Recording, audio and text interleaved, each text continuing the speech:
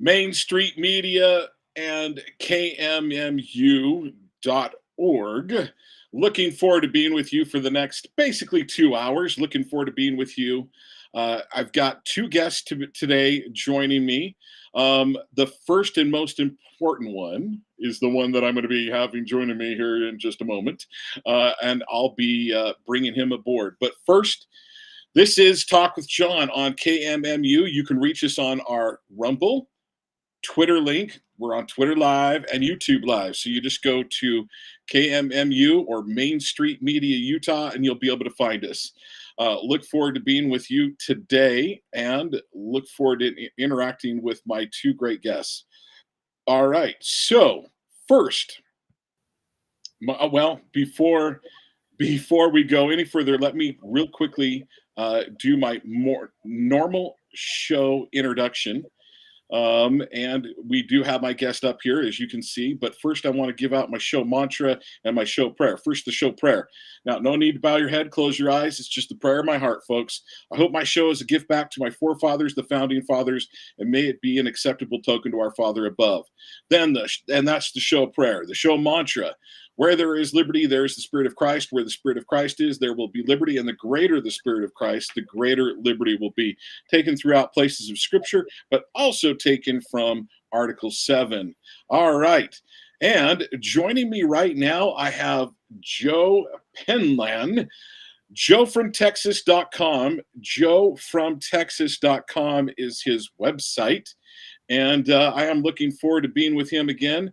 I think this is the first time I've had you on Main Street Media Utah, but you've been with me on K-Talk Radio several times and always been a great interview, great person to have aboard, and we're looking forward to being with you here today. Joe, thanks for your time and thank you for joining me. I appreciate it, John, always. Thank you. Well, Joe, your mantra is... And actually, let's go back to a little bit what brought you in life to this point. If I remember correctly, you were involved in oil, made some money through oil, and you wound up deciding it's time for me and my grandchildren, it's time for my country to get its fiscal order in place, to get its fiscal world in place. This initiative started at least a year ago, if not a couple of years ago. I want to say I interviewed you back, it was either early 2024 or 2023. So you've been at this for a little while. Am I remembering things properly, Joe? Pretty close. It's been going a little over two and a quarter years now. And yes, I have been in the oil and gas business as far as construction in that field. Made a little bit of money, and I have children and grandchildren and a wife, and we're healthy. And this country financially is not healthy, so we thought we'd better get involved and see if we couldn't bring that attention to the American voters. So let's talk about Biden. You said you started over about 2.5 years ago. What made you decide you want to do this initiative? And then you went out and spoke with a lot of people. You've been with Tucker Carlson.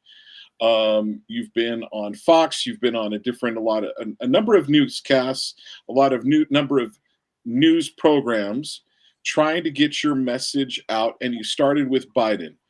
What do you think Biden did financially for or not for the country? What do you think? Do you think he did anything well? And if not, what mistakes did he make? And then we're going to go to, all right, what are you seeing with Donald Trump? So let's start back in Joe Biden's presidency. What were your thoughts? Well, they shut down the drilling in this country almost immediately, shut down the Keystone Pipeline, opened the border wide open. So he just started making one bad mistake after another. And then, inflation started getting out of control. So then we had to raise interest rate to try to get inflation back under control, because they were spending so much money with the Green New Deal and all of his other initiatives out there, trying to get this green thing shoved down America's throat when we are the leading producer of oil and gas in the world. And we just set that aside and forgot a business that this country has thrived on for over 100 years. He's put this country in such a financial horrible situation, and then letting all the people come across the border. I think most of his presidency was a failure, but I won't say all of it. I'll just say most. So I thought, you know what? Enough is enough. You know, the old gentleman needs maybe not to be reelected, hopefully, and we need to get somebody back in here that's got the backbone to hopefully keep World War III from being launched around this country, around the world. So that was some of the main things. I'll just sum it up that way. And somebody need to get out there. I think, you know, the politicians talk with one another, and, you know, there's celebrities come in and help, and that's good. But you know what? There wasn't a good old boy to get out there and speak to the American people. And I think maybe I fit that maybe that's where I come in. Well, I would definitely say you fit the old boy, the good old boy standard. Yeah, we definitely need some good old boys. So, one of the things that I remember speaking with you about when you first came around was the national debt.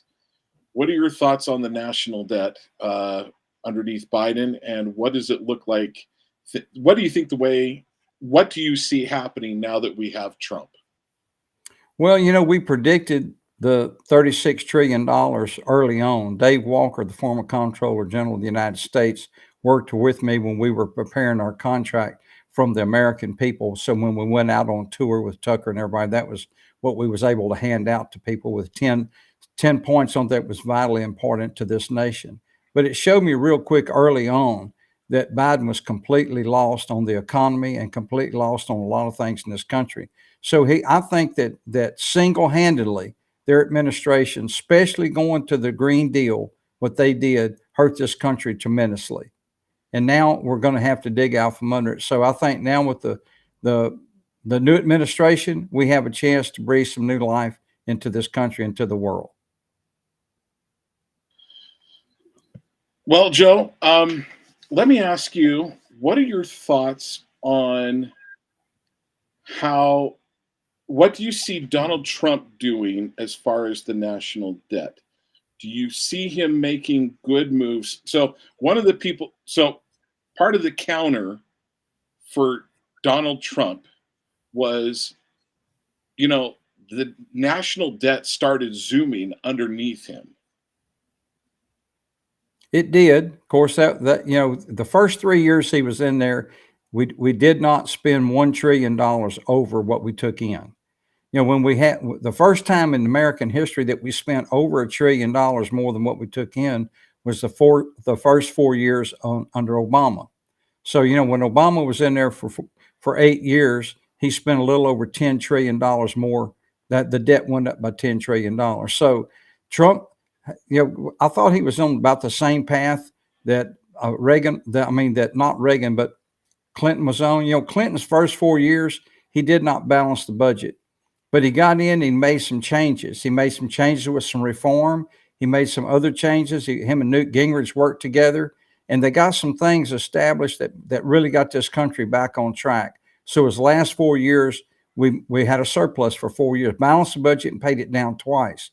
I think Trump was kind of on that same thing, but you had to get back to manufacturing this country. You had to get back to making things happen. We got energy independent. We was a net exporter for oil. We had this country humming. The interest rate was low, employment was up, but I think you have, when you come in under another administration, you have to take about 4 years, just like Bill Clinton did, and get your ducks in a row. And I think we were poised for that when the China virus arrived. And then after that, the rest of it's history. Well, I'm glad you bring the China virus up. And unfortunately, one of the problems happened, at least in my opinion, is Donald Trump bought into it hook, line, and sinker. Now, bottom line is, it seemed like everybody around him was lying to him. In fact, his instincts at the very beginning, I actually think were really good. He said, we're not going to shut the country down. At the very beginning, he talked about different therapeutics besides coming up with different jabs, as it were. And so at the very beginning, his instincts were really good. Bottom line, I hope that we have those same instincts with Donald Trump moving forward. So let's also bring up Social Security underneath Joe Biden. Let's talk about that. How do you think that is handled? And then let's now move forward to Donald Trump and your thoughts with Donald Trump and how it looks like he's going to be handling Social Security and so forth. Well, Joe Biden said he wasn't going to touch Social Security, so that in itself means you're for a 25% cut in 8 years. I think Donald Trump will take a different approach. I got to visit with the president very briefly about Social Security, and I think that I'm hopeful that he'll take a page out of Ronald Reagan's book, like Reagan did in 1981, and put a commission together to come up with some solutions to Social Security. We got to cut the fraud and the waste and abuse out of what we're spending. And we have to bring back manufacturing. But the only way you can save Social Security is there's 2 or 3 things you have to do. You're not just going to wish it done, and you can't cut enough out of spending to balance our budget and help Social Security. We've got to get more workhorses pulling this train for America. That means we need another 10, 15, or 20 million people working in this country to pay into Social Security, pay taxes, buy food, pay rent, help this economy. We don't have enough people working for the size of this country right now. We've got too many people. The government has promised too much. It's grown too big, and we subsidize too many. So you talked about Donald Trump bought it hook, line, and sinker. Donald Trump's not fishing anymore. He's filleting now, and we're going to thin this thing down. While there was some of us, I admit it, I was luckily able to speak with a number of leading medical minds. Peter McCullough was one of them. Jim Meehan, unfortunately, who has passed on. Dr. Lee Merritt would come on and share with me the numbers and say, you know what, the numbers just aren't adding up with this. On top of that, but the thing is I was able to go out and find them. He had people that had been in government for years. And this was one of the things that I think Donald Trump just was not used to, that he now seems completely understanding. He comes from the business world. In the business world, hey, when I come in, even if people don't agree with the way how high I'm going to build the building, even if people don't agree that of some of the things that we're going to have in the building, some of the paint scheme or whatever it may be, everybody goes about trying to make it the best way they possibly can. Save money, maximize profits. We're all heading in the same direction, even if we don't necessarily agree with some of the minutia. Come to find out, he found out there were people that were actively, when he would be given, hey, this is the way we need to head. He found out that people were going completely 180 degrees against him, right? So that is something that I'm really grateful seeing with Donald Trump, is he seems to have that figured out and understands, okay, there are some people that are totally out to get me. Let's get the right people in place. And it's good to hear that he's listening to people such as you, Joe. Joe, you've been, like you said, for 2.5 years, spending your own money and putting your own time to make this happen. We are truly grateful. Now, folks, I want to mention his website again. As you can see in the background, you see the Joe, there's 4texas.com is his website. Joe4texas.com is his website. Folks, you want to go there. He's got 10 points that he has. So you can go to contract from the American people. He has 10 points. So another thing that he wants to work on is inflation. He wants to secure the border. He wants to support enforcement of the laws and energy policies. Now, we've talked about a lot of these things. We haven't really hit much about the border. How do things go? How does it seem like things are going down in your neck of the wood there on the Texas border? How do things seem to be progressing since Donald Trump got in versus what was happening with Joe Biden? Well, Donald Trump's doing what he said he would do. Donald Trump's made promises. He got elected. He's got a mandate. The American people want him to do the things that he promised he's going to do. I think we see that already. He's got a brilliant team. He's got 4 or 5 people on his team, a couple of Democrats, a couple of Republicans that could be president themselves. Right. Look at Mr. Kennedy. Look at Vivek and JD's right there. You know, he's got some smart Tulsi. He's got some smart people on his side, and he's got some real strong Democrats that came over to his side. You know, when I visited with Mr. Kennedy in Las Vegas, and I said, I applaud you for your courage to not only take on one party, but to take on both. He called me Mr. Penlan. We got to Bobby and Joe a little later in the meeting. He said, I can't wait 8 more years to try to help America on what his belief is, that we're too heavy, we're too sick, we're too lazy, or whatever the case may be. America is suffering from a lot of things that's eating on our ability to be healthy, and he wants to correct that. And he said he had to go the way he went. And he said, you know what? He said, my family has deserted me, but I tell everybody I did not leave the Democrat Party. The Democrat Party left me and left America. So he's got some great people. I applaud him on a lot of what he's going to be doing. No president has more on his plate other than wartime than what Donald Trump has right now. We're in the worst position we've ever been financially as a nation. We're very sick. What a lot of people, you know, with the health care is eroding our budget. We know that. We got people that are living, thank God, because of technology, we're living a lot longer. Social Security was set up for us to all to die before we were 60. We're living to be in our 80s. We've outgrown it. It needs to be reformed. There's things that can be fixed. And, you know, and I applaud you on the way you start your show when you say your prayer. Okay, let me give you one little quote from Ronald Reagan. Ronald Reagan said, if we ever forget that we're one nation under God, then we'll be a nation gone under.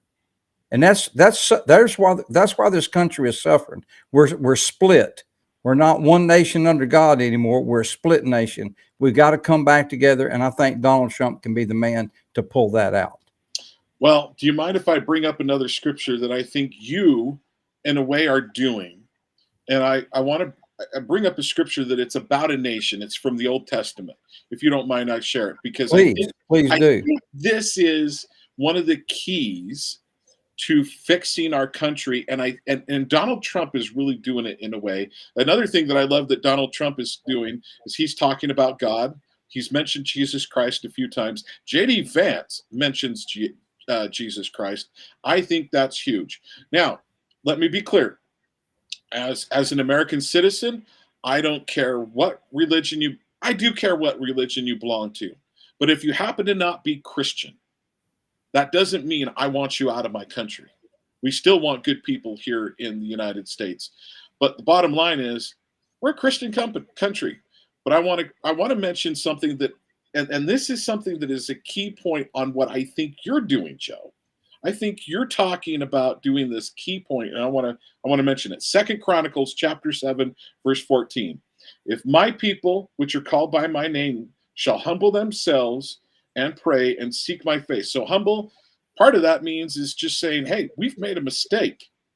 Pray, definitely we're doing that. Seek his face and turn from their wicked ways. Then I will hear from heaven and I will forgive their sin and I will heal their land.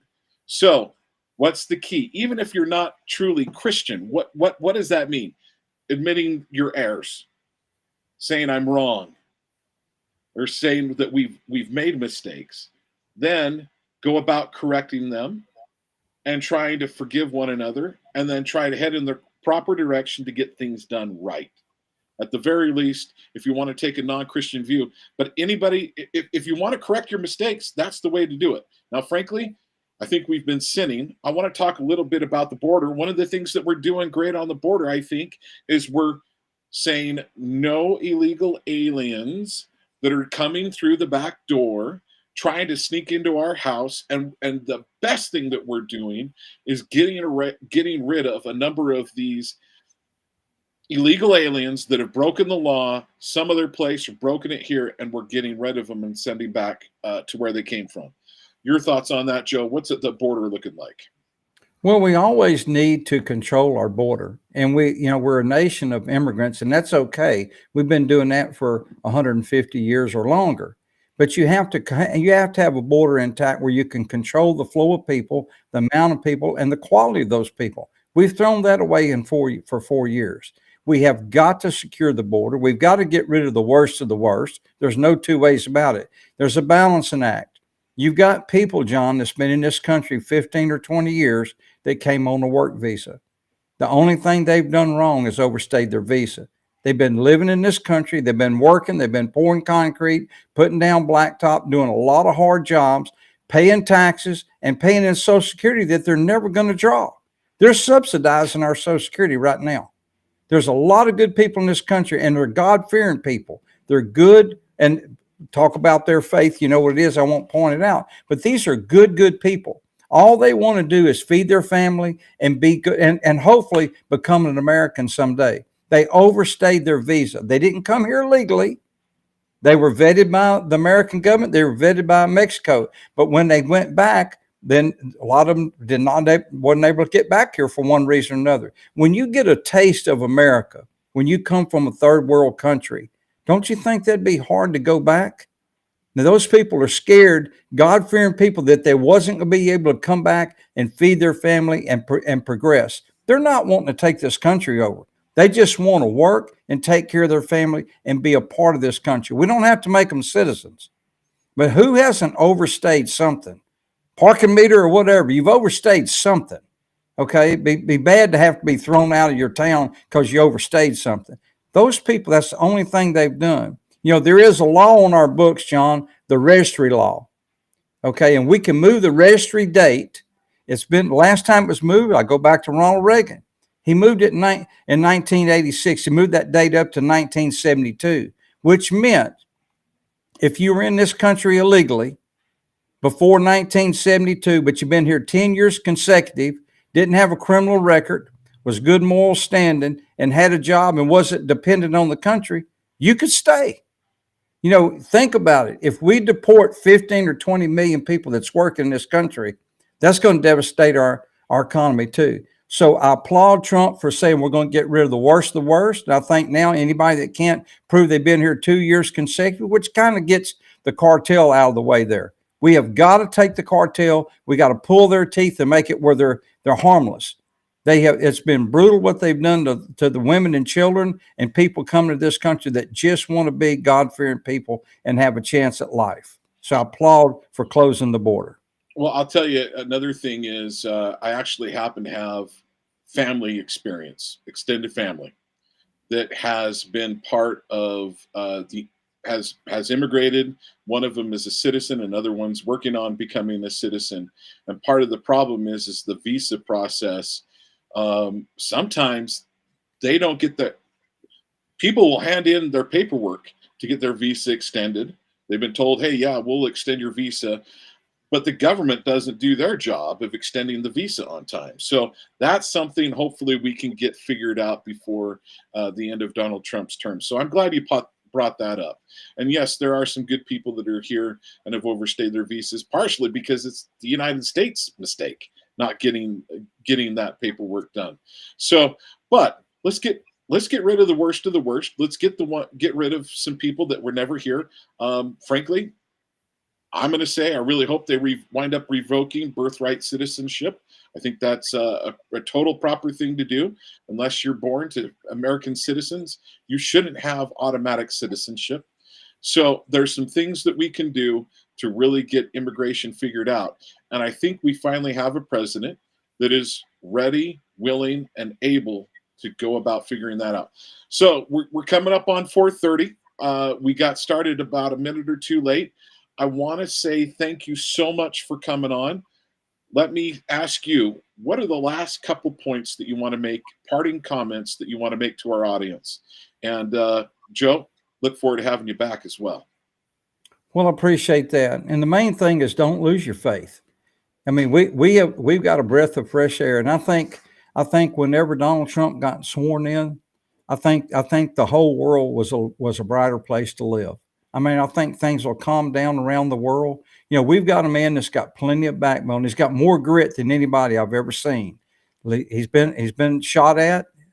You know, somebody has tried to kill him a couple of times. They've drug him through the court. He's a multi-billionaire, but yet he's come out of his comfort level to try to save this great country. You have to applaud a man like that. And the only other, you know, he is the John Wayne You got Yeah, Clint Eastwood and you got a lot of good Western movie stars, but then there was only one John Wayne. that's true. There's only one Donald Trump. And you'll see he has more grit than anybody I know. And it's Joe from Texas, not far. Joe I from am Texas. so sorry, Joe. Please forgive me. I Joe. do. I do. Joe I from Texas. Joe Okay. from Texas. Holy cow. I've got to write that down. Oh my heavens. So Joe from Texas. And thank you to your people for catching that and letting know that I need to be Yeah. corrected. So that's Yeah. Joe from Texas.com. Thank you so much for joining me today. We look forward to having you back not too far off in the future.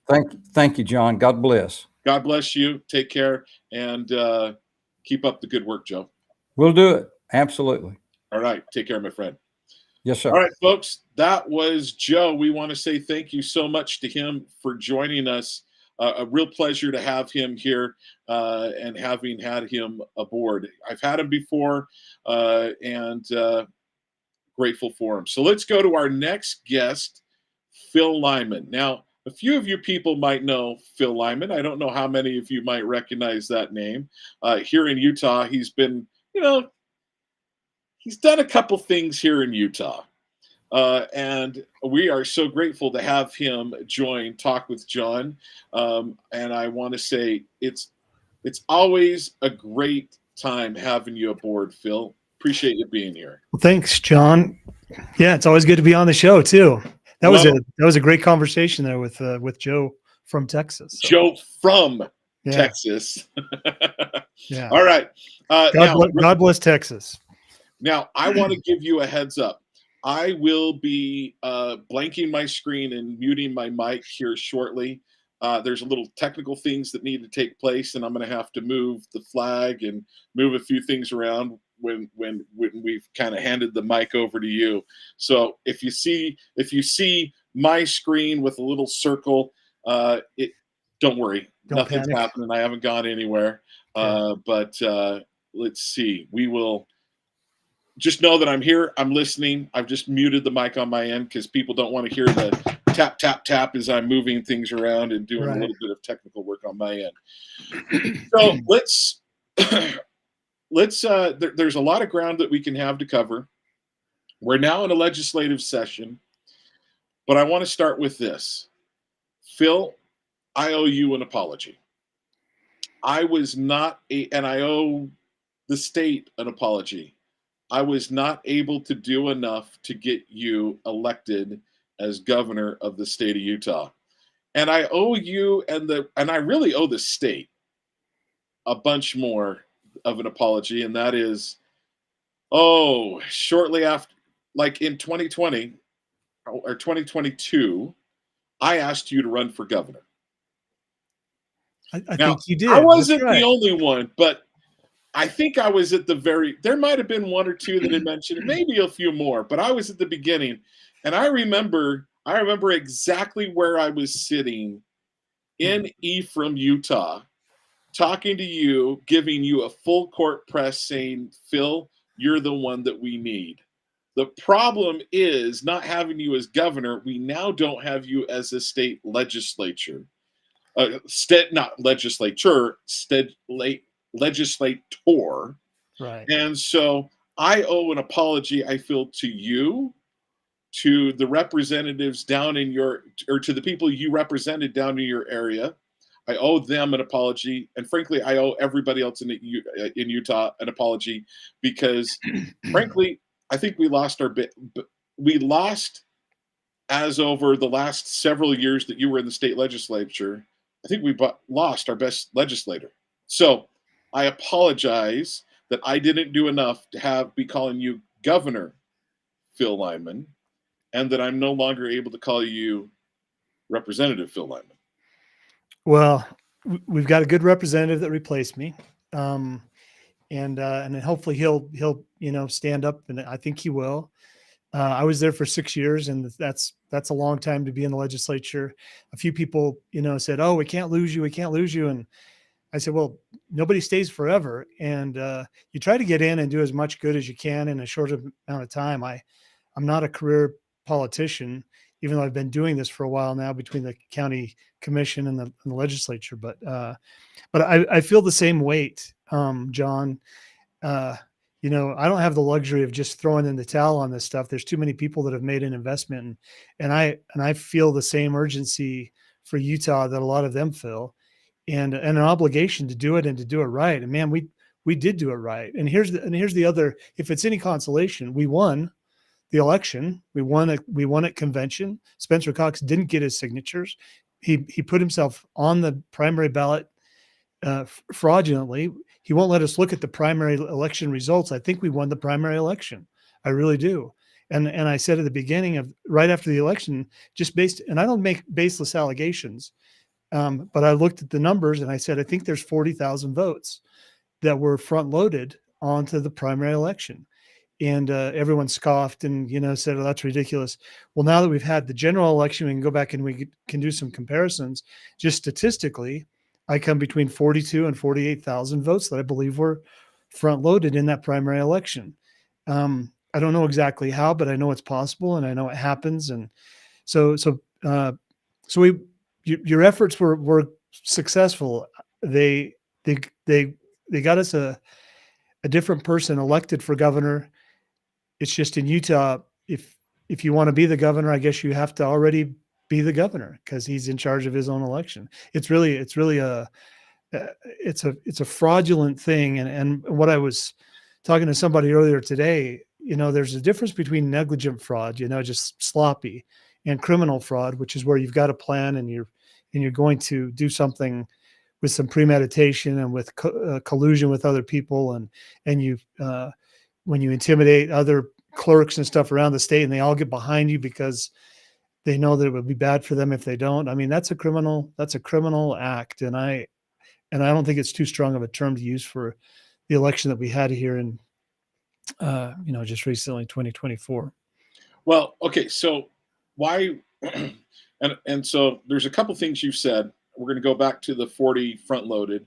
I want to go back to that because I don't think you say that lightly.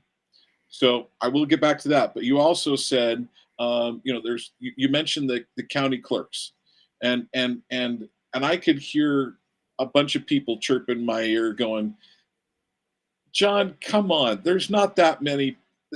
There's county clerks are not going to be worrying about the governor or anything along those lines. Well, folks, you tried to ask for some information, and the lieutenant governor sent them an email blast saying, not only don't you dare, it was a little bit stronger than that, wasn't it? Yeah. It was a letter from when we wanted the cast vote records, and the cast vote records in other states. You just jump on the county's website, you download the cast vote records, you look at those things, has the timestamps, has a lot of data, so you can analyze this. It doesn't have individuals' names. It doesn't have anything personally identifying. And we ask for the cast vote records. Can't remember exactly how that rolled out, but just in advance of the email that we sent to all the clerks, Deidre sent a letter out saying, "Do not give the cast vote records." And then she quoted a judge. It was interesting because she quoted the judge who said, "If you have a problem with the elections, take it up with the legislature." And it's like, okay, well, we went to the state records committee. That's why it was, because we'd gone through the state records committee, which is an extension of the executive branch. They had said, if you want these records, you're going to have to go to the lieutenant governor's office, and the lieutenant governor's office says you got to go to the legislature or to the courts, actually. And the judge is saying, well, you got to go to the legislature. So it's like basically saying you can't have it. No matter where you go, you will not get this information. And there's not a justifiable reason for it. And the lieutenant governor in the tax or in the election code, it talks about private interests and public interests and which ones outweigh. Well, candidates have access to, like, for example, their opponent's signatures. Why? Because they have an interest in that to see if those signatures are valid. I'm not asking for Spencer Cox's signatures so that I can get a list of all the people who signed his thing. I want to see, did he actually get his signatures? And that's a natural thing. as a legislator. I'm supposed to have access to the voter roll, and not just the public, but the private and the withheld as well. The reason being because you need that information if you want to do any sort of statistical analysis. That the voter rolls become the denominator for everything else that you do in a precinct. You say, okay, well, we've got 600 registered Republicans on the voter rolls, and 630 of them voted. That becomes a problem because we've got the denominator, and that's what we did in 2020, and that's what created the most of the efforts to then say, people must never look at these voter rolls again, because they saw that we could use that data to prove some things. So, and folks, the bottom line is, one of the things that Phil has been doing for years is he counts numbers. I mean, what do you do for a living? I mean, I live and die by Excel, but yeah, I'm a CPA, and we do some business development, and people always say, oh, you must be good at math. It's not math, it's numbers. It's numbers that tell a story about something. It's how you get in and you find out, is this company viable? Can they break even if they open a new store, things like that. And when it comes to election data, there's a lot of statistical analysis that you can look at to see, does this make sense? Does it make sense that this precinct, had this turnout during the primary, and then this turnout during the general, or compared to last year, or compared to the precinct next to them? All of those things start to make sense as you start, putting it out on graphs and spreadsheets. So let's go into you said you think that in the primary election there were 40,000 votes front loaded. Mm-hmm. That's a big statement. I've got to challenge you on it. I wouldn't be doing my job if I didn't challenge you on it. Where do you come up with that from? Well, my knee-jerk reaction was that right off the bat, Spencer Cox had about a 40,000 vote advantage. I mean, in the first minutes, in the first dump, he had a 40,000 vote advantage. And they called the election. Right. Immediate, right off the bat. They called it within the first hour. There's 26 minutes in, they call the election, and he gives his victory speech, a prepared victory speech, condemning me for not conceding. And I told the media, I said, look, I'm not above conceding, but I said I would verify the election. And we've just this is like a basketball game. We've just had the tip off, and you want me to concede, and I'm not going to do it. But then I'm going to see the bottom. Well, here's the other thing. I don't remember anyone conceding an election within the first hour in the state of Utah for a major office. It would be weird. It'd be a strange. I don't remember a Democrat doing that for governor. And since Scott Matheson, we have not had a Democrat governor. There's no chance for a Democrat governor to become. There's no way that a Democrat becomes a governor unless he's running it as a Republican. Yeah. Yeah. So they came out, and it was basically 60-40, and called the election, and I wouldn't concede. Well, then that 40,000 vote lead continually shrunk as more and more votes came in. Now, if you've got a candidate who's got a 60-40 lead, you would expect the 60-40 to kind of stay consistent, which means that 40,000 would then become 50,000 and 60,000 until all the votes were cast, and you'd have about 60%. And Spencer Cox in his victory speech says that's not going to change. Nope, it's 60-40. That's not going to change. Well, it did change. It changed dramatically. Significantly. By the end, it was 54-46, and now you throw those 40,000 votes out. Then we would have won that primary. So the only county that we could look at any of the data was Utah County, and there were some good statisticians. I shouldn't even say we. Utah County called in a statistician, deputized them so they could look at all of the information. And when I talked to that person a couple of days into the primary, they said, "Have you conceded?" And I said, "No." And they said, "Well, don't, because there's some really serious anomalies with this information."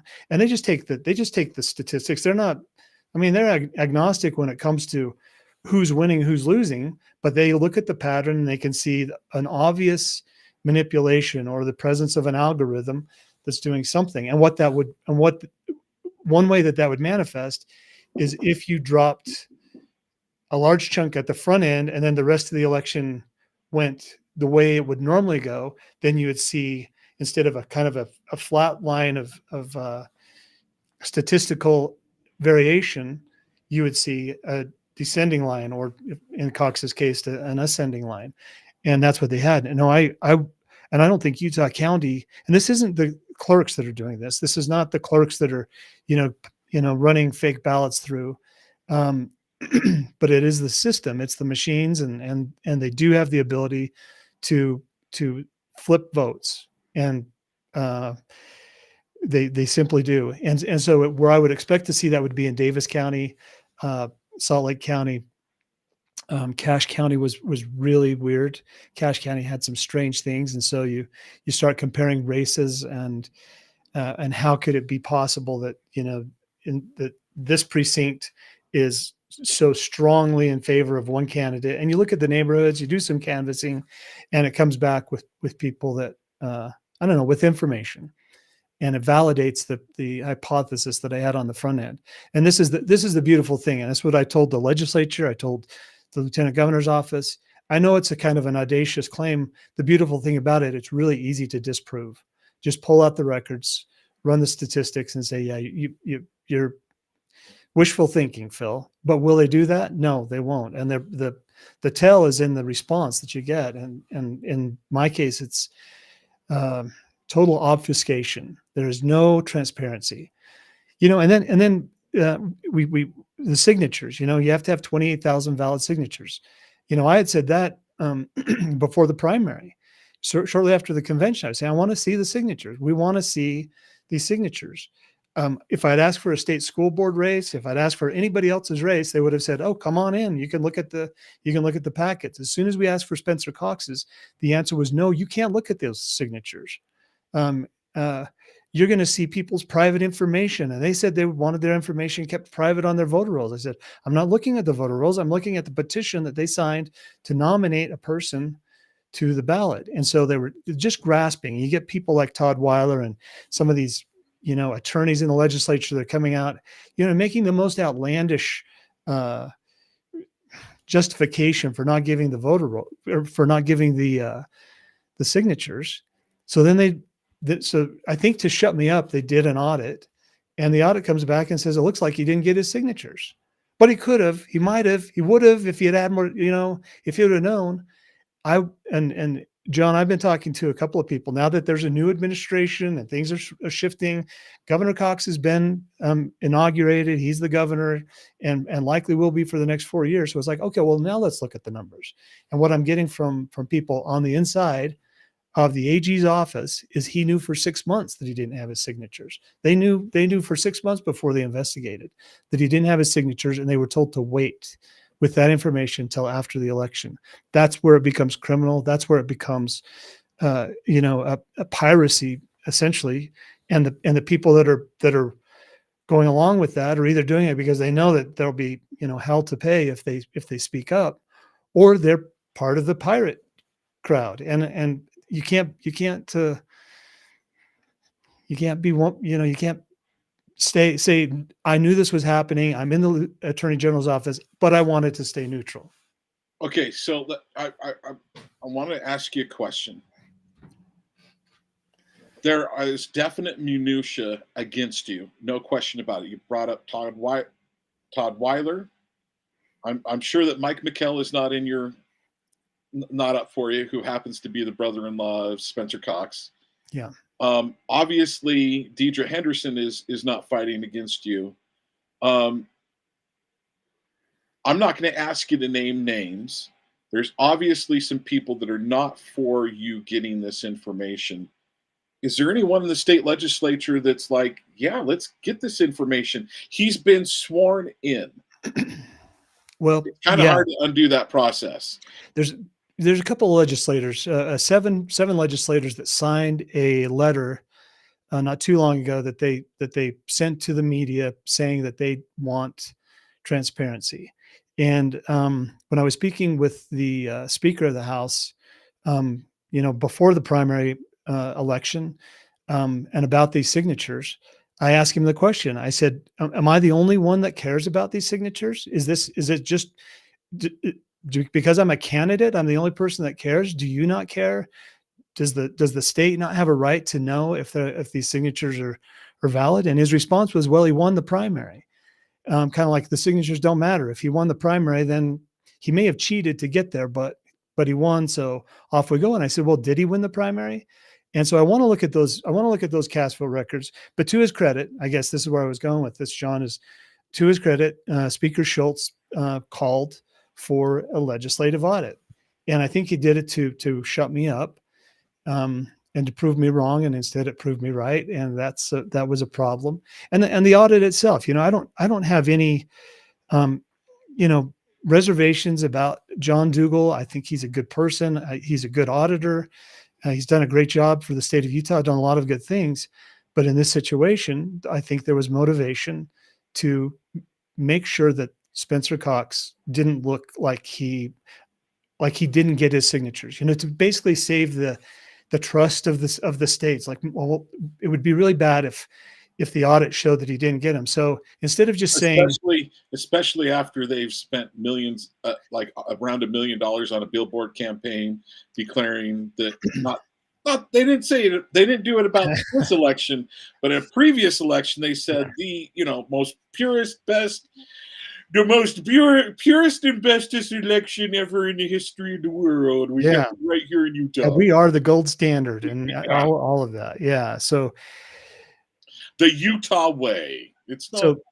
So it was fortunate that Derek Brown and John Curtis, who had also gotten signatures, and so we asked for their signatures, and I explained to both of them. I said, I'm not interested in your signatures per se. I'm interested to see if the signatures that were invalidated on yours were also invalidated on Spencer Cox. So if you this is a natural thing that an auditor would do, is say, well, if you validated all of these signatures for one person and disqualified, these 20%, then those 20% should be disqualified across the board on anybody else's where they show up. And especially with the VISTA program that the state uses to go in and validate. It says whether you're a Republican, if you live in the state of Utah, if you've been here long enough, if you're over 18, and all those types of things. So you'd expect to see some overlap here. And again, this is not, there's a lot to this. This was not done, blindly either. There was an investigation in Washington County on a state senator, Senator Ipsen, and I am not challenging Senator Ipsen's candidacy. I'm not doing anything else. But when they come out and say there's fraudulent signatures, there was forged signatures, and he used the same company, the same gathering company that gathered for Spencer Cox, and you say, oh, we should look at that. I mean, if I were the lieutenant governor myself, I would say, oh, we should look at that. We should see what happened in Washington County. Well, maybe you would. I totally would. but I mean, who does the lieutenant governor work for? Right. What ticket was the lieutenant governor on? I mean, but who wants to be there fraudulently? So somebody, a clerk, and here's the difference. There's plenty of people. So here's the difference: is you've got a candidate who is completely within Washington County, and you've got the others that are statewide races. And so they had one clerk count all the statewide races. Brian McKenzie, Davis County. The code doesn't authorize that. The code doesn't say that because you're a statewide race that one clerk gets to count all your votes. It says your clerk will. And about 58% or 54% of Spencer Cox's signatures came from Utah County. So if you're going to choose a clerk to count it should be the Utah County clerk. Well, they didn't want Utah County clerk. They wanted Brian McKenzie. But in the case of Don Ipsen, there isn't a choice there. He's completely within Washington County. So the Washington County clerk counts his signatures, disqualifies over 25% of them. And it's the same individual gathering signatures for Don Ipsen in that area as was gathering for Spencer Cox.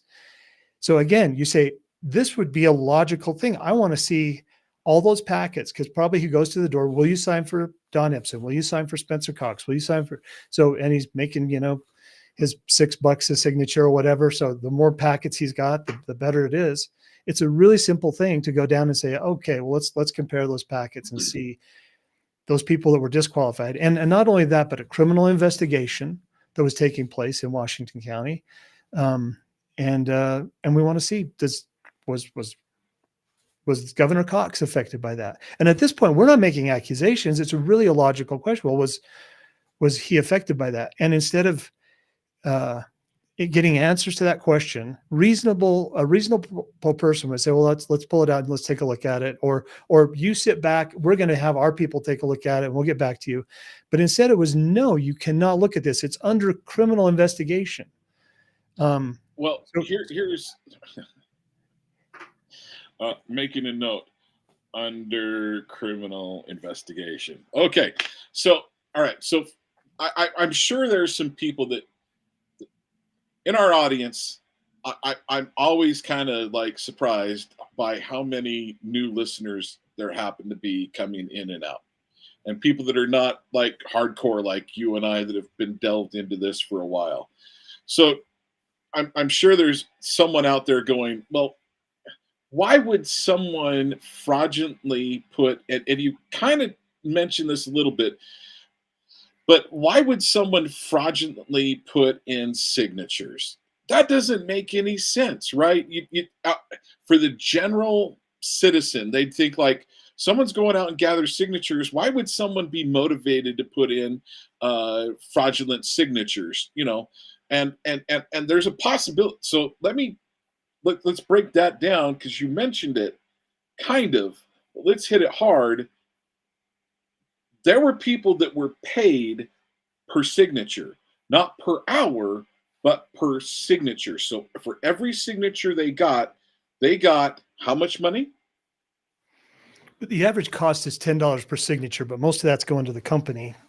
But a lot of it's going to the person that's gathering too. So $6, I would say. So someone's getting paid money for every signature they get. Yeah. Period. Bottom line. So, and I can understand in a way why, Spencer Cox would want to do that. Hey, hopefully they're motivated to go see a lot of people. But it also brings in, and you mentioned this, and let's dive down onto it just a little bit. There's actually was a criminal case. Now, my problem with as soon as there becomes a criminal case is like, oh, nobody can see anything now because it's a criminal case.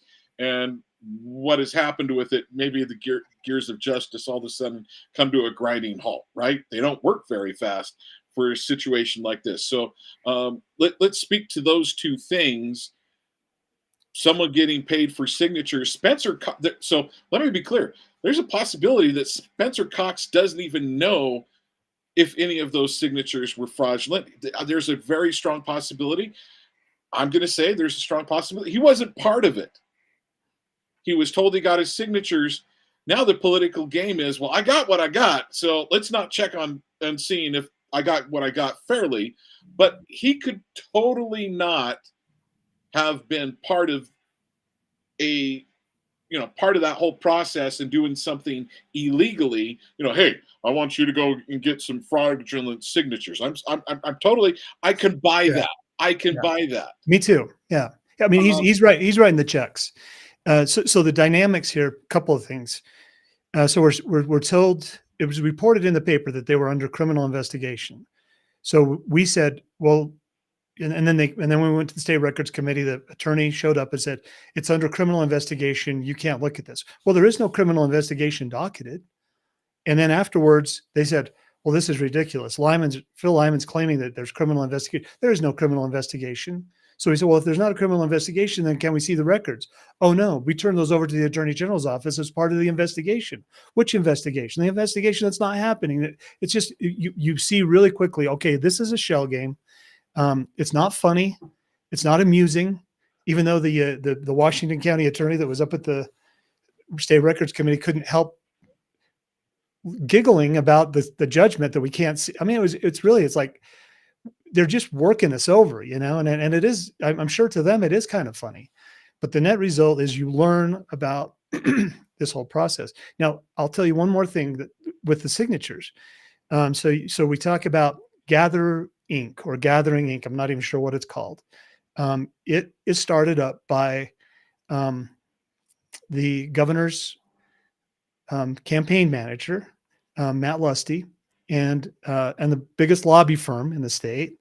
A couple of individuals, I won't use their name now, but so they create a gathering company. It so happens they're also the ones and funded by the people who pushed SB 54 and wanted to get a signature path. So if you and I decided, hey, we could make some real money off these candidates. They people donate money, and all I have to do is ask, and people will donate money. Well, if we could get a signature path going, then we could charge them to get the signatures for them, and we could manage their campaign. We could oversee the SB 54 effort. We could manage their campaign. We could gather their signatures. We could guarantee that nothing to see here.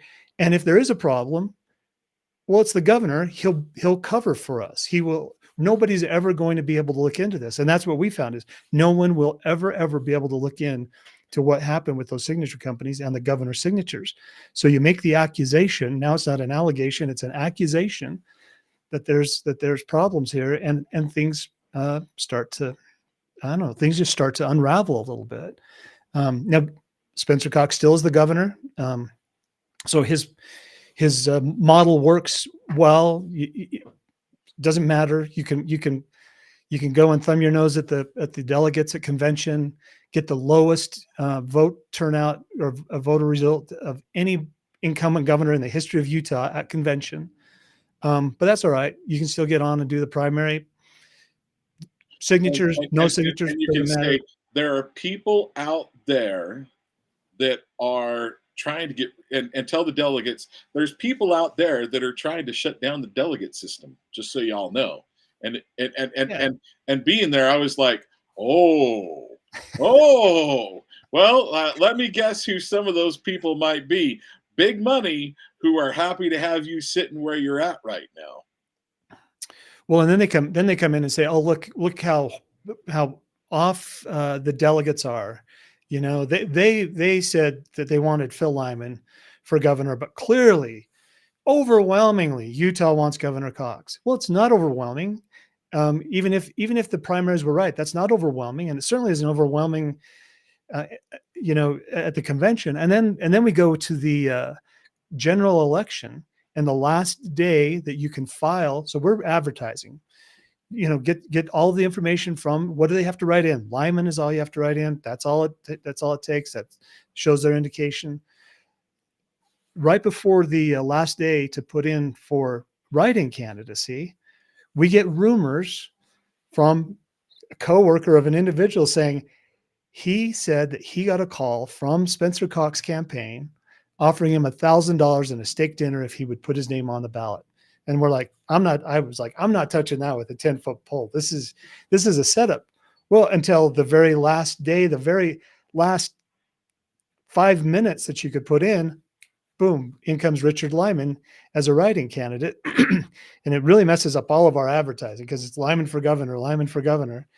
And so we're trying to pivot, to say, hey, well, what do we do here? And then we want to find out, were you paid? Did somebody pay you to do this? And the same pattern starts to unfold. You can't have that. You got to go to court. Judges are going to slap you down. I don't know who's paying for all of the legal defense for Richard Lyman, but we sued. Not because I have nothing against Richard Lyman. I don't know the guy. But he was not a serious candidate. He was not serious about running for governor. He was in there for one purpose, and it's a spoiler. That's not illegal. The only part that's illegal is if the Cox campaign induced him to do that. And we have a right to know that. But again, we won't find it out. A judge won't side with us. They're going to protect. I mean, they're part of the mechanism that needs to be protected. I've never seen a snake cut off its own head. And that's kind of what we're dealing with all of this. Okay. So why would a judge protect Spencer Cox? Because I can hear the counter to that, Phil. I can hear people going, he's already a judge. Isn't that a judgy thing to do, to slap down the man in power?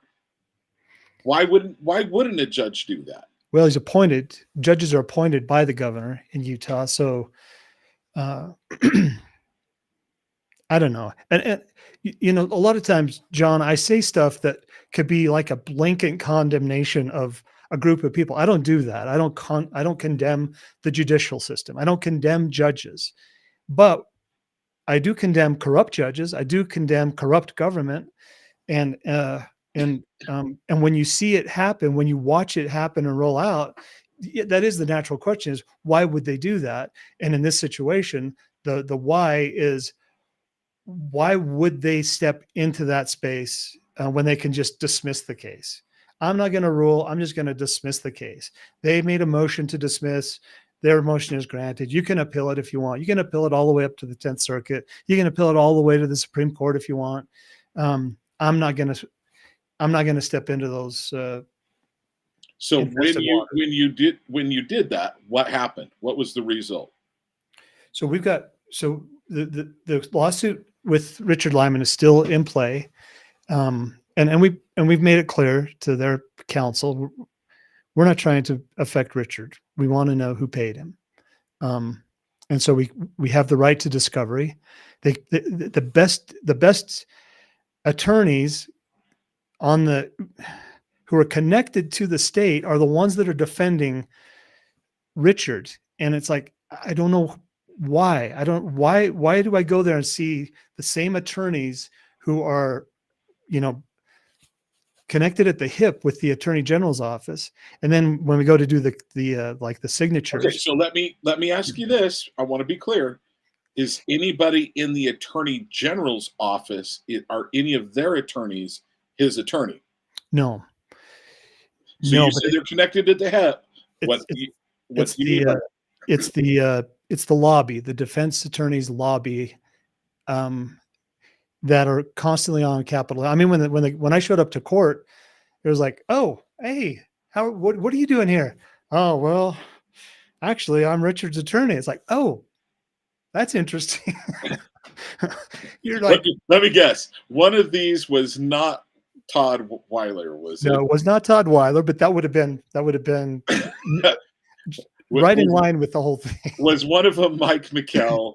I mean, I do know he's a defense attorney. Yeah, he is a defense attorney. That would have been Rich as well, but no, he wasn't. and so the attorney did tell my attorney, yes, it was somebody connected to the Cox campaign, but it wasn't Spencer, and he wasn't aware of it, and we're not going to say anymore. It's like, okay, well then I guess we'll not drop the lawsuit, because we would like to know a name that goes with that so that we could look into it. And again, I'm not trying to like destroy somebody. I want the truth. Could we please get the truth on this? Okay, that's interesting. So I want to make sure that I understand what I think I just heard. You're telling me that someone told you directly, that happens to be an attorney, said, no, it's not Spencer Cox himself, but it is someone that's connected to the Spencer Cox campaign, or in that orbit, shall we say. Yeah. Connected to the Spencer Cox campaign. That's a lot of people. That could be a lot of people. One, for the counter, right? But that's approaching a little fishy to me. I mean, it's when you start putting all these things out there, the signatures, the signature company. So here's another one with the signatures. So when we said we don't think Spencer Cox got enough signatures, they came and said we turned in thousands of extra signatures, and then when they went and did the audit, they said there's 592 additional signatures, and they counted the 592, and they got 391 that were valid, that were good. And lo and behold, he only needed 378 that he was short. So the 391 is like, oh, look, everything's good. Oh, we said, well, what about the thousands of other signatures that he turned in? Oh, don't know about those. Don't know where those are at. Where do you think they were at, John? because he did turn in thousands of extra. Well, okay, so you told me you were told thousands of extra votes were turned in. Sounds like something Signatures. disappeared into the ether. It went to the Attorney General's office because they were clearly fraudulent. Talking to the legislative auditors, they said, we want to see those. Oh, you can't see those. They're under no, we're the legislative auditors.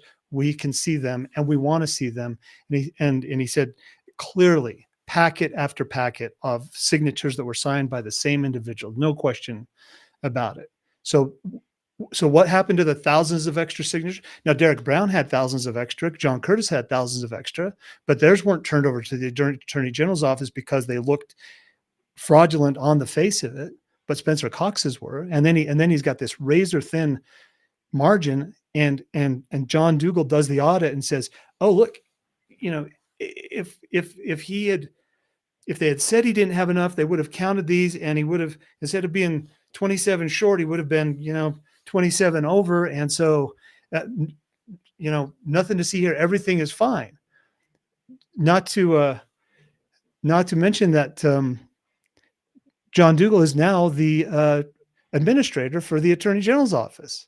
So you go along with the program, and good things happen to you, like becoming the administrator of the Attorney General. So he went from being the state auditor, now he runs the Attorney General's office, and he was auditing Derek Brown's signatures along with John Curtis's. Anyway, all of this, it just does not stop. We are dealing with an organization. I don't know. I'm thinking of Emerson's quote, says their two is not the real two. Their four is not the real four. You can't pin them down on anything because there's nothing that is real about this election and about this investigation. So what are you doing now? What is there left to do? Because you did have a lawsuit that was going to the Supreme Court. They refused to hear it, right? I don't know what the official term is, but basically they said, we're not hearing this lawsuit. Yeah. Is there another step? Or have you exhausted your resources on that? And I want it, and we would make sure that I bring up a conversation that I had today with someone that I do want to bring up to you. It not on your side of things. Let me put it this way: they're not on your side of the things, but I want to bring that. I do want to mention that because I've heard this from some other people as well. Yeah. So, we could ask the Supreme Court to reconsider their decision. They had over 500 cases on the docket that they looked at that morning. So clearly they're not looking at all these cases, but the clerks have looked at it. It's right after a major election, and they picked like 7 out of the 500 to go forward. So for ours to not be one of those is not really surprising. And I think the message would be go back to Utah and work this out amongst yourselves. So I don't know that we will ask for a reconsideration there, but we might bring it back up with the Utah Supreme Court again. I think they're the ones that should have heard it. They dismissed it without a hearing. But in the meantime, we also have the signature. We still have the signature lawsuit. I still have the Lyman lawsuit. We've got multiple grammar requests for more information. And we'll continue to follow those through, and those will end up in district court as well. And all this stuff is expensive. You pay a lot of money for these things, and I hate to throw good money after bad. And so far, I don't think we're doing that. I think we're fighting really, really efficiently, and a lot of the stuff that we're doing now is pro se. So, drafting it up ourselves and putting it forward, and that's awkward because I can do that, but Natalie Clausen, who's my lieutenant governor, she's an attorney, so she can't. Anyway, so you're just always navigating through all this stuff, but we're far from dead. I want to talk. So the conversation that I had was with someone who's in the Republican Party, and this conversation was off the record. So unfortunately, I'm not going to say who it was with. Sure. And I'm going to do everything I can to protect who it was. But one of his statements was, John, I respect Phil Lyman, but I've got to say, what I want from Phil Lyman is, what can you do to affect.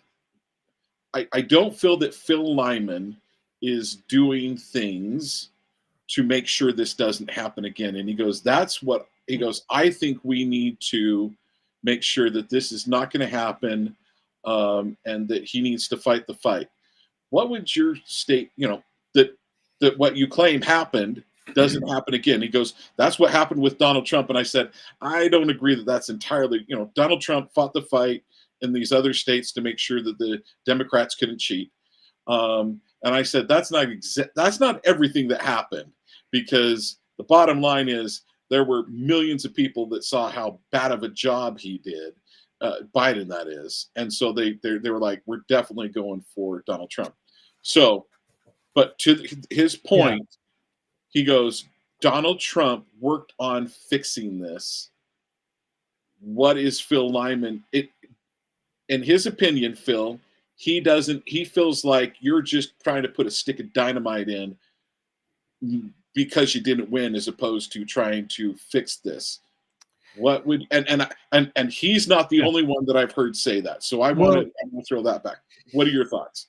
Somebody said to me, is like, you got to play the long game here. And it's like, you don't understand. I am playing the long game. That's what got me into politics 17 years ago now. Was the collusion that I saw happening between people who are supposed to have the best interests of the people and some control, and instead they were selling them out. So I'm not an office seeker. I am not a person who's like, oh, I want so badly to be the governor. The only reason I ran for governor is because I couldn't get this election integrity stuff through after the 2020 election. I ran the biggest election bill that every year there's a little bit more steps towards doing what I did with HB 371 back in 2021. And so I'm fighting the fight. I'm fighting and you can't tell me that there would be all of these election bills in the legislature today if it weren't for me, if it weren't for our race. We exposed all of this stuff. We've exposed the lieutenant governor. We've exposed the Davis County clerk. Other people who are willing to look at this come and say, holy cow, Phil Lyman was right. So they can say it's a stick of dynamite when I say, I think there's 40,000 votes that were loaded on the front end of it. What I would prefer is to say, just prove me wrong. Let's just pull that out. And you can show me clearly, take it down to the precinct level, and you've seen no irregularity. I would have to say, okay, I'm wrong. But that has never happened. I've never. Have they even gone to the county level to prove you wrong? What's that? Have they even gone at the county level to prove you wrong? Well, no, you can't. The county clerks won't allow any information on the elections themselves. Now, I say that they do a pretty good canvas report. We got I think it was from Delta County, impressive canvas report with some timestamp information on it that you can really analyze and see what's going on there. And you see some irregularities. Now that's where you come up short, is you say, well, this doesn't make sense. It's like, well, I guess you'll have to live with that because you're never getting an explanation. But Utah County has it. So yeah, we're working at the county level. I guess back to this, to address this individual's concerns is, and like I said, he's not the only one that I've heard that from as well. I mean, I'm not defensive about it. I'm interested in what people have to say. I'm interested in their observation. Most of the time they don't have a clue what they're talking about. They haven't really paid attention. They haven't been there for the last 4 years. They didn't care after 2021. They didn't think Trump was cheated out of his race. So maybe they're a Cox supporter. I don't know. All of these things that are factors in that. But the truth is, we've already said that we're planning on running again in 2028. The reason we haven't jumped in and really made that as an announcement is because we're still fighting 2024s. We're looking now at the GOP. The GOP rolled over on this when they shouldn't have. So we're saying, what's our obligation? What's our obligation to all of these people that have done $25 a month contributions who couldn't afford $25 a month contributions? Do we just walk away and say, too bad, so sad, or do we keep fighting this? And one of them might be to go to the, to try to affect the GOP leadership and the bylaws and constitution there. And we will. So yeah, it's frustrating when it's like, this is all I've done for the last year solid. And prior to that, it took about 50% of my time fighting the election since the 2020 election. And the process has been nothing but obfuscation from the legislature, from the lieutenant governor's office. You can go back and look at all of the hit pieces, all of the op-eds that were published about me. You can look at my time in the legislature, getting removed from committees, getting relegated further and further down the thing, bills that won't get heard, not because they don't like the bill, but because they don't like that I'm questioning elections. All of these things are things that I observe, I experience, and I'll go back to another Emerson quote of, one cannot spend the day in explanation. I know the fight that I'm fighting, and it is it's a good fight. And we have won. We have won on almost every level. If somebody thinks that Spencer Cox is a legitimate governor in Utah today, it's because they haven't been paying attention. Well,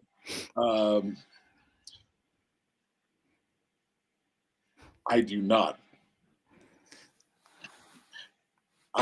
like Spencer Cox. I don't. Plain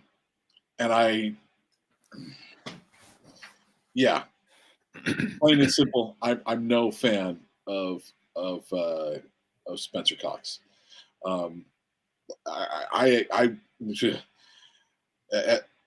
The reason why I wanted you to run is because I wasn't a fan. If I would have been a fan of Spencer Cox, I definitely would have tooted his horn. But no, definitely not a fan of Spencer Cox.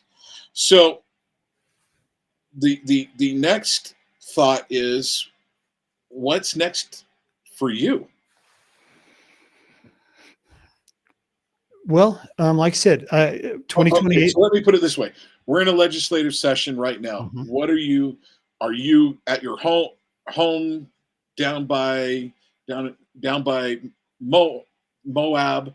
Are you here up in Salt Lake County? Where are you at? What are you trying to do with this legislative session?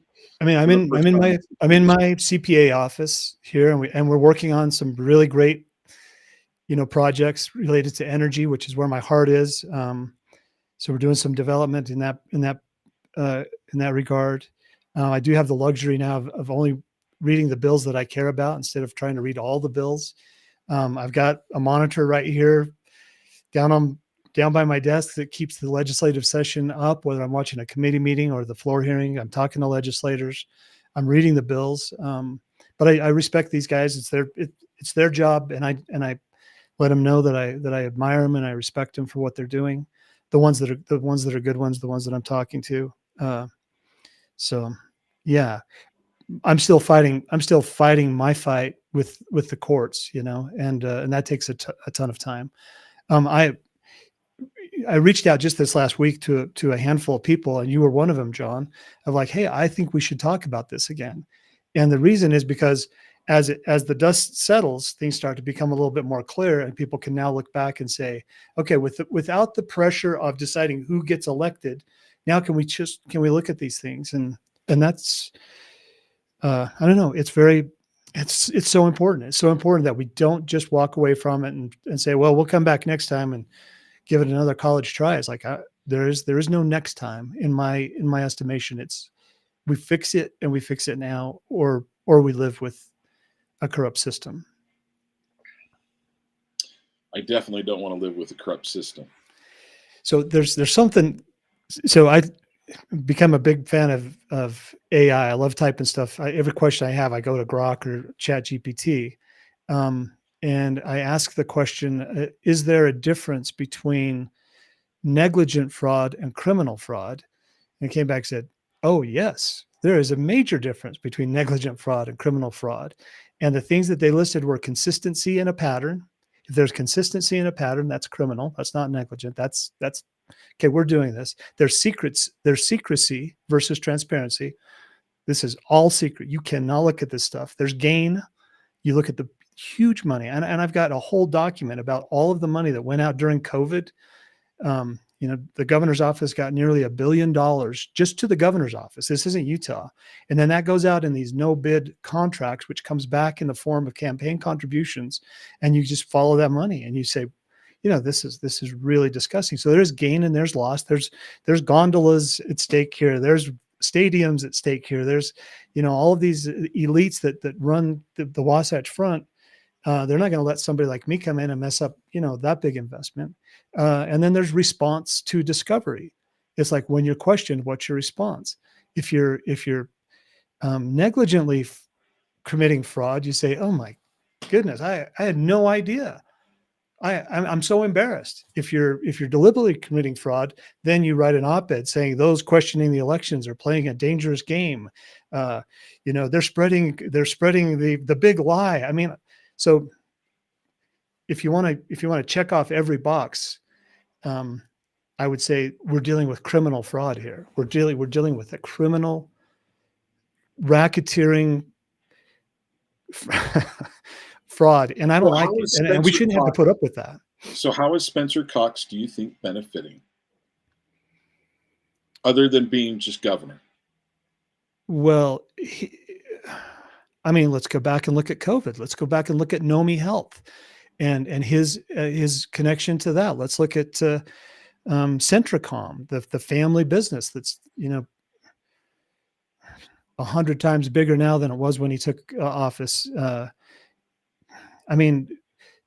There's a lot of money that's been flowing out, and I'm not trying to get my own butt in a defamation lawsuit, but let's look at those things. Let's look at that money. I could go down the list of who's who in business in Utah, whether it's Domo or Qualtrics or Zions Bank or any of those things. And I said this at the very first Lincoln Day dinner speech that I gave, Salt Lake County, and I said the problem with government that doesn't respect personhood, parenthood, is that they're likely to get statehood wrong, and they're likely to it's called corruption, and it's picking winners and losers. It's worse than bags of cash in a smoke-filled room. It's picking winners and losers and making policy that favor those who are willing to play the game and excluding those who aren't. So you look right now in Utah, we're a big development state, a lot of big developers in the legislature. Who is going to get these big contracts that the state has in mind for building 15-minute cities?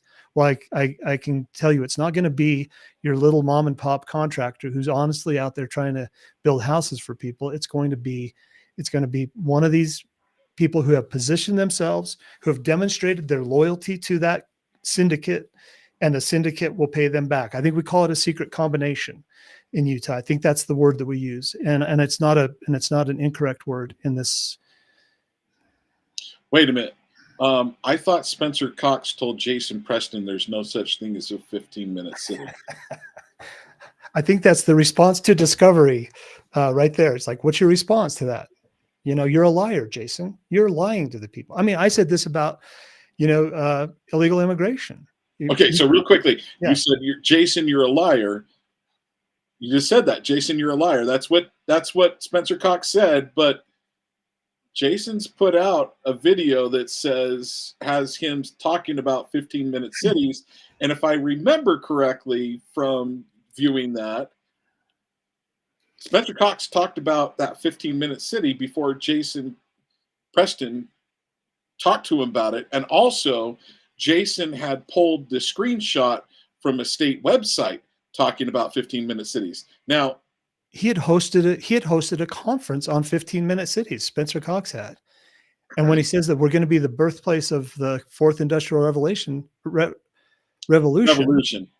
that's 15-minute cities. That's what Klaus Schwab was talking about. And just this last week, he came out and said anyone that says that the state of Utah has a DEI person in charge of stuff is lying to you. Well, the media called him out on it. Surprisingly, the media called him out, I guess, because there's no jeopardy. He's the governor, but they called him out and says, what about, I can't remember the gal's name, but who was hired as a DEI specialist and is still a DEI specialist. Salary's gone from 65,000 to over 200,000 in the last 5 years. And is a special counselor to the governor for DEI. I mean, what do you do when you tell a blatant lie and the people who know better come out and say, that's not true? I mean, he did it about my wife. He said, I called Jody Lyman and we cried for a half an hour on the phone about Phil at the day that Phil went to prison. It's like, okay, you wanted to make sure you get out there. Phil went to prison. I'm the guy that wrapped my arms around his beautiful wife and we cried for a half hour. Well, that didn't happen. It's funny when people say stuff that's like, that didn't happen. And the sad part about it is that he did call. He left my wife a message, a minute long message, and that was really special to her. She still had it on her phone. She was like, she was very, very touched by it. Right up until we watched his victory speech of him saying, Phil Lyman is a criminal, and I had to go and comfort his wife, and he does this. It's like, no, Spencer, that didn't happen. That's not the way that went down. And so we get back to this consistency and this pattern of it doesn't matter what it is, whether it's girls or boys playing girls sports, a DEI, pronouns, climate change. I mean, he joined. Sorry, I'm on a rant here. No, Spencer Cox joined Biden's civilian climate corps. And then when questioned about it, it's like, oh, no, that wasn't, no, that was, we didn't do that. Well, why is it on your website asking kids to join up and get paid to be in the civilian climate corps? And their job was coming into this last election, 22,000 people across the nation were hired by the civilian climate corps to help educate college students and others on the benefits of the Biden climate agenda. In other words, a campaign team. So they hire these guys.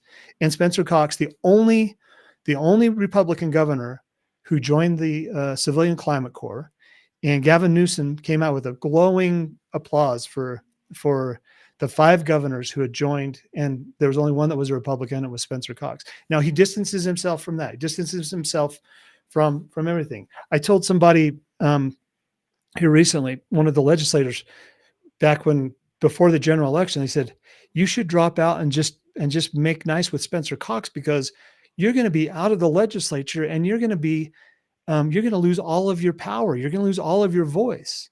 And I said, oh, you think after the election that you will have a voice? Do you think that Spencer Cox will continue to push for access to public lands, access to drilling and all of these things that he was never for up until my election? I said, if you want to know what Spencer Cox is running on, go look at my website, because my platform is there, and everything that I've stood on, that I've run on, Spencer Cox has flip-flopped and said, oh, I am now for, let's let the state manage public lands. Let's take back access to our roads. Let's protect girls in sports. Let's protect women in their bathrooms. All of these things that, and if people want to look at that and say, well, he had a change of heart, that's a lot of change of heart. Yeah, good for a person. I'm not saying that the person couldn't have a change of heart. I'm just saying this person has not had a change of heart. And what I don't want to see is people who are, getting duped again. I told somebody, when it comes to government, the only thing we know for sure is that we're being lied to.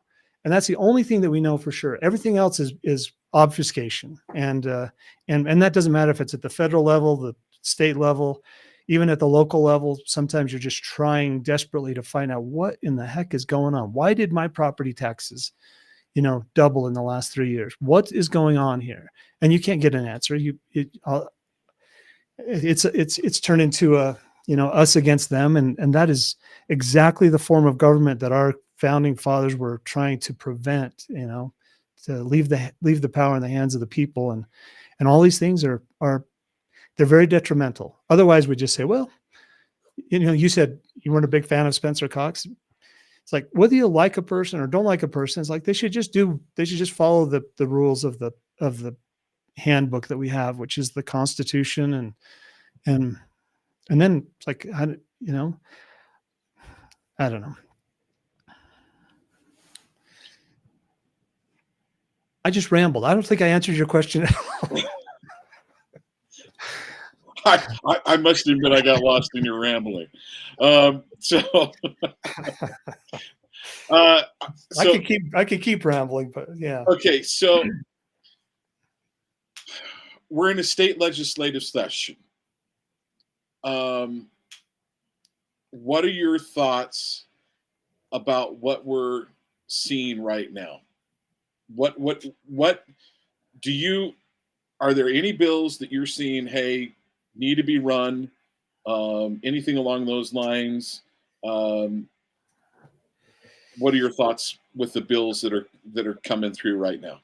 Representative Shipp's got a really good bill that's coming through. It's still getting some amendments made and stuff. I can't remember the bill number. I think it's 213, HB 213. And it's a good bill that just tries to bring some transparency and accountability to the elections. Jefferson Burton has a bill, HB 300, that says we'll still do universal mail out ballots. Rex's pulls that back and says, no, if you want a mail-in ballot, you apply for that and give a reason, and then you can do it by mail. Otherwise, you vote in person. Jefferson's says, well, we'll mail out all the ballots, but then we're going to station 2 poll workers at every drop box.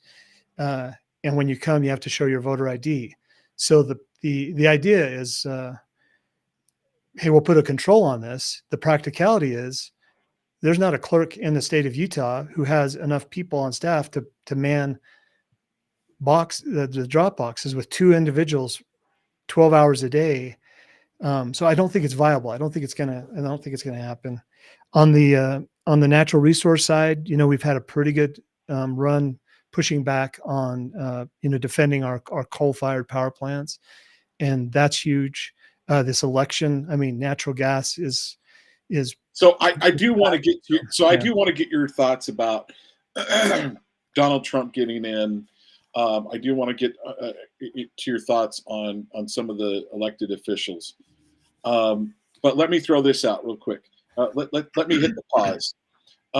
Folks, thank you for watching. We've got some people. I can see that we've got numbers that are actually tuned in. So if you go to Twitter and go to Talk with John 1, that's Talk with JON 1, and you've got a question for Phil, I will try to see it and I will try to answer it. So if you want to tweet at me at Talk with John 1, I will do my best to ask Phil some questions that you have. Also, excuse me, folks, you are watching us here on KMMU.org, Main Street Media, Utah, and at Media Utah. And then you can also go to our pages, our YouTube, Rumble, and X page, Main Street Media Utah. And you can find us that way. So please go there. Soon we're going to be having sponsors. One thing that I want to mention is Window World. They've sponsored. They've sponsored not just this show, but they've sponsored Main Street Media. We want to say thank you for the gift that Doug gave before he passed on last year. We appreciate that. Doug Llewellyn, one of the good people. I think you know who Doug is, and Doug was one of the good ones.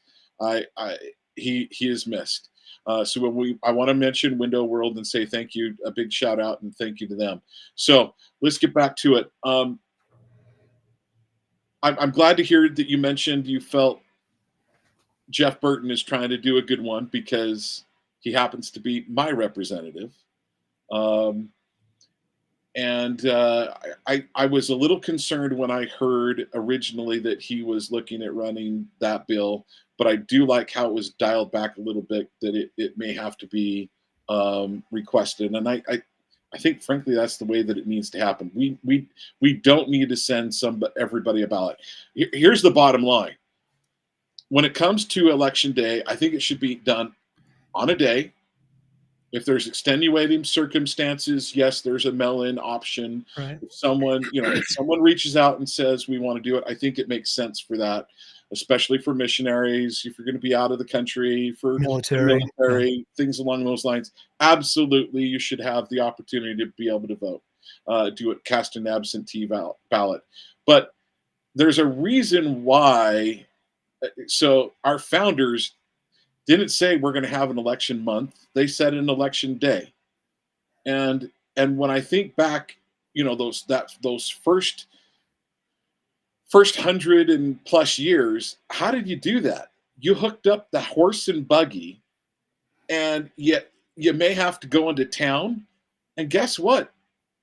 Sometimes going to town was a 2-day event, depending on where you lived.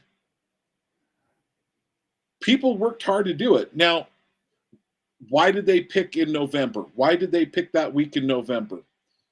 Well, they wanted to get a time before there was a ton of snow on the ground for the people up north, but they also wanted to get a time where most of the harvest was brought in down in the south. That was their reason for picking that time. They didn't do it in the heart of February, in the heart of January, where you might have a couple feet of snow on the ground.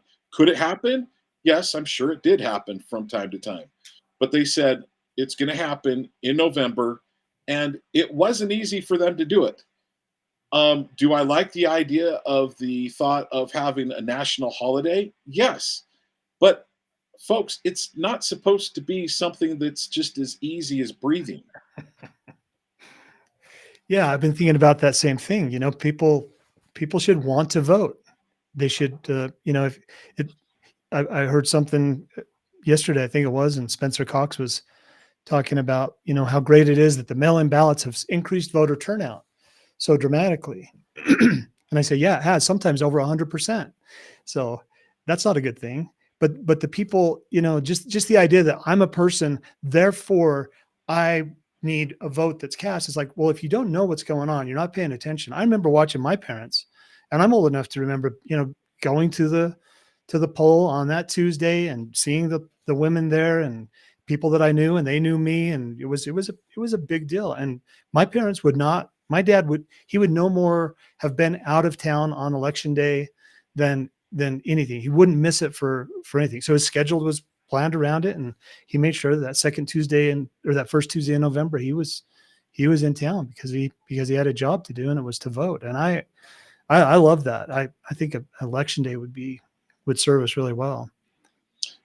And then also going to paper ballots. I'm a big fan. I must admit, I want us to go to paper ballots because the bottom line is, so I had a friend of mine that was in the tech world. He's like, John, if you can do your banking online, why can't you vote on? I can do banking on my phone. Why can't I do voting by phone? And I said, because you know exactly where that money's been, you know exactly where that's going, and you know exactly who's counting it, and that's you. Bottom line is, you don't know who's counting the vote. Where once it leaves your phone, you have no ability to track it in any real way, shape, or form. That's right. Yeah, tell him to drop $20,000 of cash in an envelope and mail it to you. See if he would trust that. It's not that we don't trust the post office. Like, oh no, this is important, and the vote's pretty dang important too. Right. Anything you want to talk? So, what is the next step for Phil Lyman? Are you going to be? So you said you're probably going to run for governor, or at least you're strongly considering. Yeah, I'm glad to hear that. Thank you. I can't say 100% certain that you've got my support and I will vote for Phil Lyman, but it's pretty close, and it would take something really weird for me not to support you. So, what now for the next 3.5 years? So we want a fair playing field when that time comes. If we're going to run in 3 years, we want a fair playing field, and we are working with legislators. We are pushing bills. And when I say we, I mean we've got a group of people put together on a signal chat that's analyzing all of these bills. And Natalie is, she's no stranger to election stuff. So we want fair elections. when we come back around in 3 years. And so we'll be fighting for that. I want the GOP. I want the state GOP to decide whether or not they're going to roll over at the first, time that the lieutenant governor does something, that's not in conformity with our bylaws. So we're looking at, there's some elections coming up there, state chair, and the officers, and that'll happen here in May. And, and so I want to affect that. There's a whole bunch of people, Republicans, who are looking for the exit right now. And I'm telling them, don't bail out just yet. Let's revive this party. Okay, so what do you mean there are a bunch of people that are looking to bail out of the Republic? Oh yeah, they're saying I can't do it anymore. I can't do it with these Republicans. You look at Colorado, has a GOP that's anti-Trump. You've got Wisconsin, they've got a GOP that's anti-Trump. You've got in Utah, you've got a GOP that was pretty anti-Trump until miraculously the governor saw the light. But it's just the corruption. I guess it's just the problem. And so you go to caucus, you spend all that time, you vet the candidates, you choose a candidate, and then it's just like ripped away from you. In years past, it's probably felt, I don't know if we're effective or not, and they criticized the caucus system. But this year it was like, no, we were not ambiguous in where we stood on this. And it was a stolen, fraudulent exercise of things on many, many different levels. Whether or not that made the difference, we'll probably never know that. But people that are saying I'm done with the Republican Party. Some of my good friends that switched to libertarians or Constitution or some of those parties, but I like the GOP and I like the platform of the GOP, and I'd like to see it revived. So I had Joel Skousen on. I have Joel Skousen on I think it's every third Tuesday. No, it's every second Tuesday. I'm lucky enough to get him on every second Tuesday. He's a gem. Yeah. And I believe he voted for you. I can't say that with 100% certainty, but he's a fan of yours, and he ran for the Constitution Party. I admit I'm going to raise my hand. Yes, I'm a Republican. I'm a Republican delegate, but I wanted voting for Joel Skousen. The bottom line is I know that, yeah, Donald Trump was going to win. It was an easy thing for me to do. Had I thought that the state of Utah was going to be close, I would have voted for Donald Trump. Right, but right. we need good men and that are willing to jump in. But the bottom line is, to those of you in the Republican Party, if you jump ship, we need fighters to stay in for a while. Let me put it this way: Are you the summer patriot? Are you the summertime patriot? Or are you going to be at Valley Forge in the winter with your feet bleeding? I don't get paid for this show. It affects my family. I had a show on K-Talk for a while. I hope to be going back soon as some work things get worked out. I hope to go back. How I go and to my fellow Republicans, I'm a delegate. I spent the time. I was there for that whole painful thing, right? I wound up going over to Crossroads Mall or whatever it's called now to get food at like 6 o'clock because I was hungry. I prepared for lunch and I was like, I need to get me something. And so I left. Now, when I left, I knew that there were two other congressmen that were going to be voted on. So I'm like, I'm bailing. And I was back in time, more than enough time to be able to vote for Congress, for my congressman, CD Burgess Owens. I think is he CD4? He's CD4.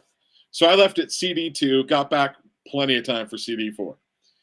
And the bottom line is, we need people that are willing to hang out and hang in, because guess what happens? I believe there will come a time that I'm going to go meet my maker.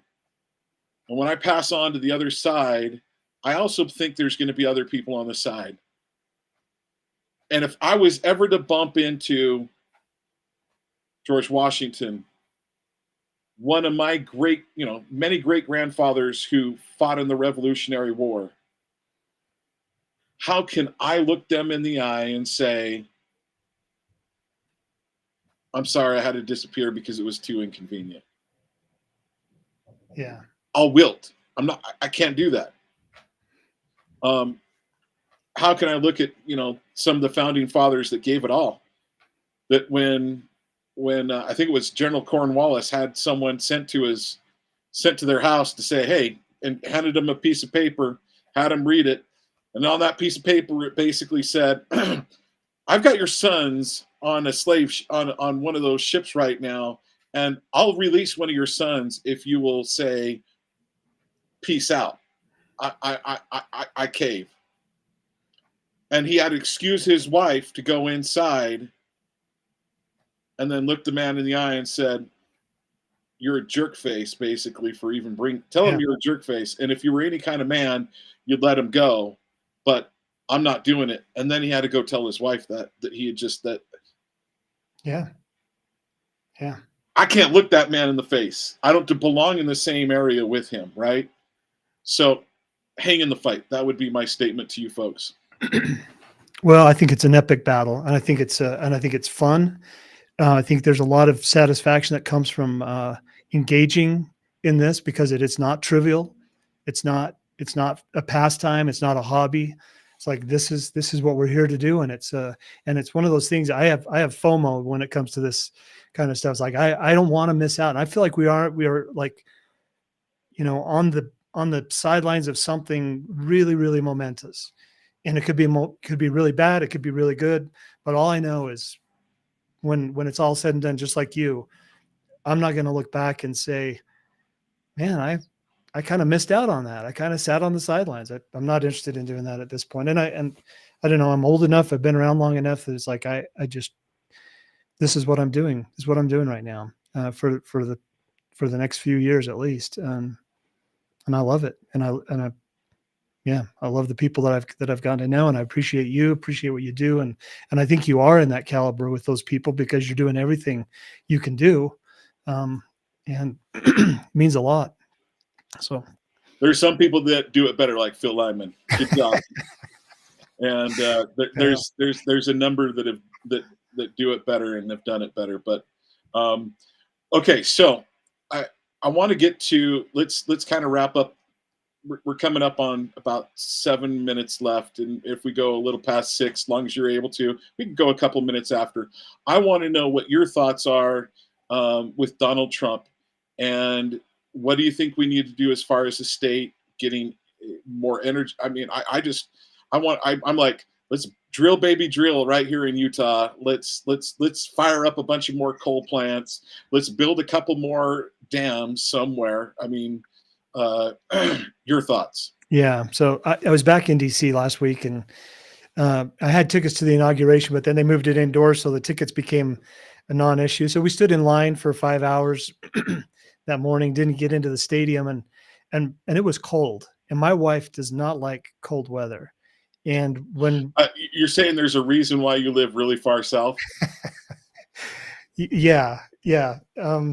But after that day, actually it was on the following on the Monday, as we were kind of getting ready to kind of wrap up, I said, well, what did you like best about this trip? She said, honestly, I like standing in the line, because you're standing there and there's people coming. There's a guy from Jerusalem, a Jewish man who said, I'm here. I've been here all month long because I want to see Trump inaugurated. Other people that are just talking, from all over the country, and just standing in line, freezing our tails off, and knowing that we're all there because we really care. So, anyway, so I was back there. I can't even remember what you asked me, John. So now that Trump's in, yeah. Okay. How do you think he's doing so far? What are your thoughts on the Trump administration? I mean, so one thing so I was talking with another I've talked with a couple individuals who are not necessarily huge Spencer Cox supporters, but I said, they're like, well, he's doing a pretty good job. And I'm like, has he done a single thing that basically the entire Republican Party doesn't want him to do? You can't say that about Donald Trump. Yeah. No, all of those executive orders, I mean, that was thrilling, right down the line. I loved his pardoning the J6ers. And I know there's probably some people who were there who probably should have stayed in jail, but I mean, 1,700 people were pardoned. And yeah, there might've been one or two that were actually bad guys, but you can't hold 1,700 people, innocent people in jail. And so that was thrilling to me. I thought that was, okay. So I want to disagree. We've got just a teeny little disagreement, and maybe we won't even disagree. My thought is, let's say that there was the case where someone was a bad actor. Couple things. First of all, we know that there were bad actors. Some guy that has initials RE that isn't in prison, right? Right. I believe his sentence got commuted. I think Ray Epps got his. Probably. I think he was on the list. Yeah. No, there's and I'm fine with that because there's a couple things that happened. First of all, I don't think anybody was given a fair trial. All the evidence wasn't allowed to be presented by the defense. If you don't have those two things happen, bottom line is you walk. You shouldn't be in. You should. Yeah. It should be open, shut. The judges should have said, case dismissed with prejudice. Get this out of my face. This guy can't be tried again. That's what should happen with everything when they're not presenting evidence.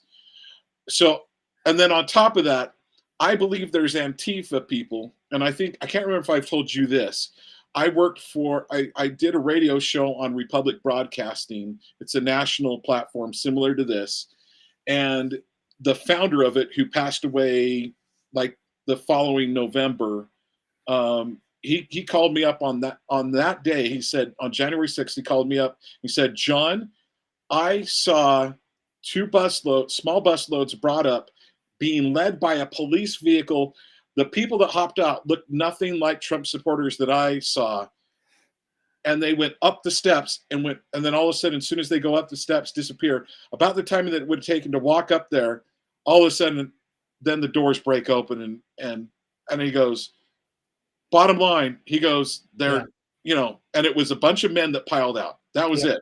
Yeah. And so if that's happening, and we know that there were and then on top of that, they lied to Mike Lee in the Senate, and they lied to other senators and other congressmen saying, when they said, did you have anybody there? And they're like, no, we didn't have any, we didn't have any undercover.